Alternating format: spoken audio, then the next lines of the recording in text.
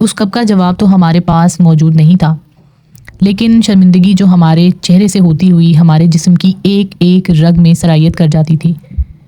اور وہ بیان کرنا الفاظ میں ممکن نہیں۔ گھر جا کر ابو سے پوچھنا اور ان کا چڑچڑا سا جواب مزید کشمکش کا شکار کر دیتا۔ برے اور مشکل حالات سے لڑنا کوئی بھی کسی کو نہیں سکھاتا، یہ حالات خود بخود ہی سب کچھ سکھا جاتے ہیں۔ یہ ایسا وقت ہوتا ہے کہ جب انسان تقریباً ہمت ہار جاتے ہیں، لیکن کچھ لوگ ان حالات کا بڑی ثابت قدمی سے مقابلہ کرتے ہیں اور ان حالات کو ہراتے ہیں۔ وہ لوگ جو ان حالات کو کسی بھی ناکامی کا ذمہ دار نہیں ٹھہراتے اور ان کا ڈٹ کر مقابلہ کرتے ہیں، وہی لوگ مستقبل میں کامیابی سے بھی ہمکنار ہوتے ہیں۔ السلام علیکم فرینڈز، کیسے ہیں آپ سب لوگ؟ امید کرتی ہوں کہ آپ لوگ خیریت سے ہوں گے۔ Welcome back to my vlog. دوستو، آج کچھ ایسی باتیں آپ لوگوں کے ساتھ شیئر کرنے چاہوں گی کہ جو آپ کی زندگی کا لیسن بن جائیں گی اور ہر طرح کے مشکل حالات میں آپ لوگوں کو ہمت دیں گے اور ہمیشہ موٹیویٹ رکھیں گے۔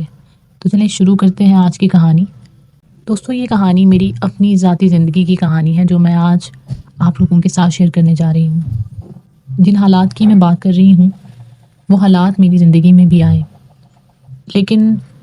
میں نے ان کا سامنا کس طرح کیا وہ آج آپ کو اس کہانی میں معلوم ہو جائے گا۔ دوستو، یہ تقریباً تب کی بات ہے جب شاید میں نے ابھی ٹھیک سے ہوش بھی نہیں سنبھالا تھا اور فکریں لاحق ہو گئیں کہ اسکول بس کا کرایہ کیسے دیں گے، جب وین ڈرائیور انکل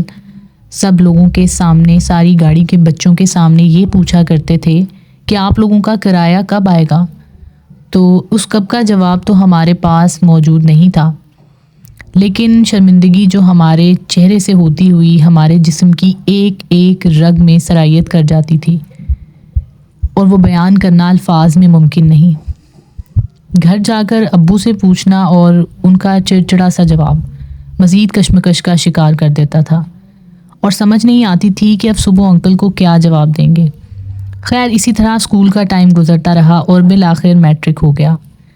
یہاں تک کہ پچھلے کچھ مہینوں کا کرایہ جو ابھی پینڈنگ تھا،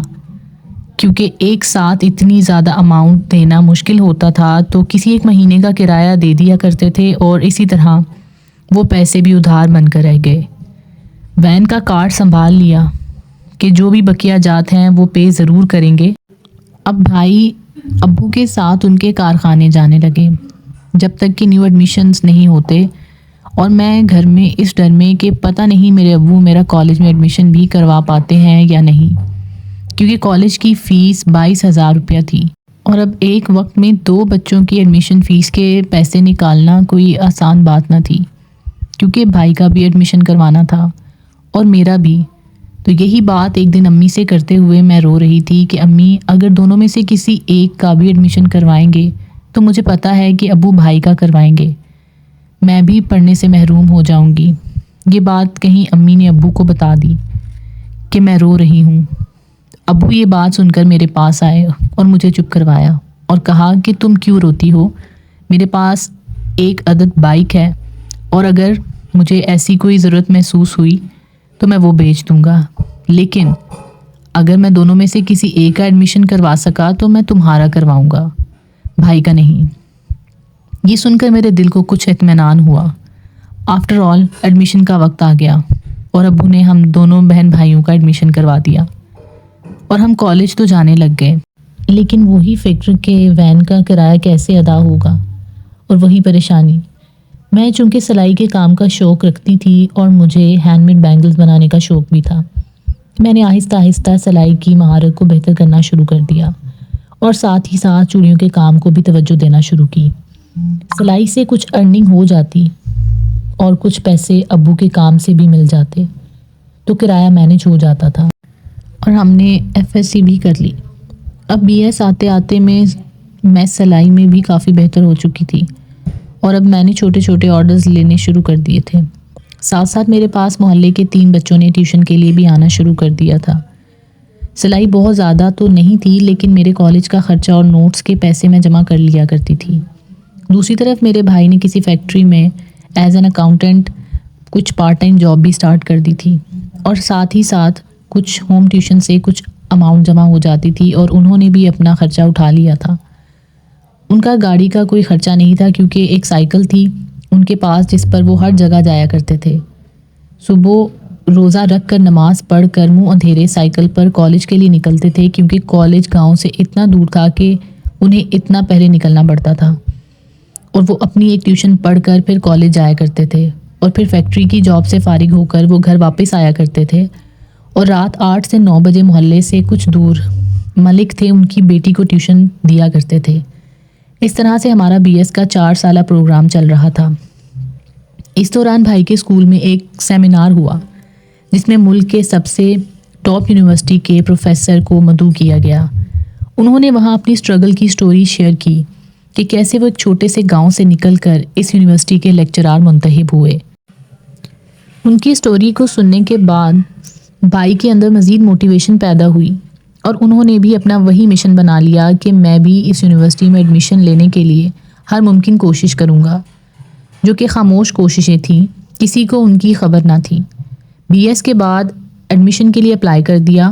اور دن رات ایک کر دیے پڑھنے میں۔ مجھے آج بھی وہ وقت یاد ہے کہ جب میں صبح اٹھتی تھی تو بھائی تو پڑھتے رہتے تھے اور ہمیشہ انہیں پڑھتا ہوا دیکھا۔ میں جب سوتی تھی تو بھائی کو پڑھتا ہوا چھوڑ کر سوتی تھی۔ مجھے یہ سوچ کبھی کبھی آتی بھی تھی کہ بھائی آخر سوتے کس وقت ہیں؟ شاید درمیان میں کچھ گھنٹے سو کر پھر اٹھ جایا کرتے تھے۔ دوسری طرف میری سلائی اور ہینڈ میڈ بینگلز کے اسٹال سے گھر کا کچھ خرچ اور کچھ بھائی کی فیکٹری کی انکم سے ہمارے گھر کا سرکل بھی کچھ حد تک مینج ہوتا رہا۔ بی ایس کے فوراً بعد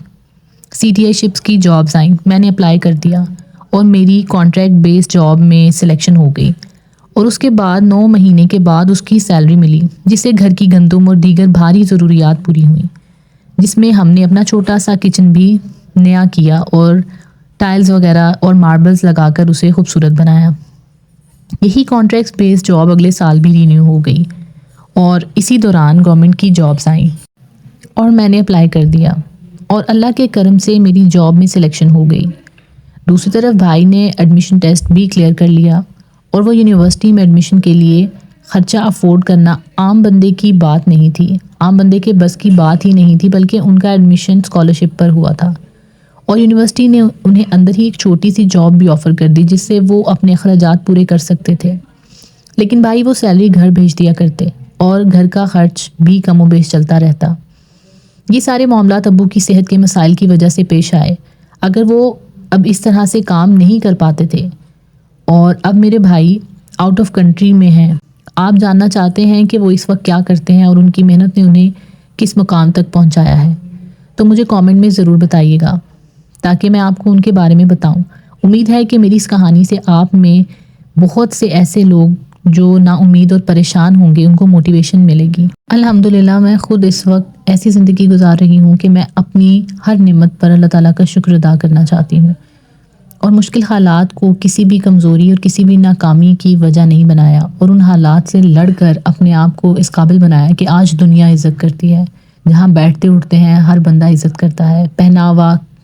کیا، رہن سہن کیا، آپ کا کھانا پینا کیا، الحمدللہ ہر چیز ایک معیاری ہے۔ دوستو، سننے میں یہ کہانی چند منٹوں کی ہے، لیکن ہماری زندگی کے کم و بیش 15 سے 16 سالوں پر محیط ہے، اور بہت سی خواہشات مار کر اس دور کو گزارا، اور الحمدللہ اس اللہ کا دیا ہوا سب کچھ ہے کہ سمجھ نہیں آتا کہ اس رب کی کس کس نعمت پر اس ذات کا شکر ادا کریں۔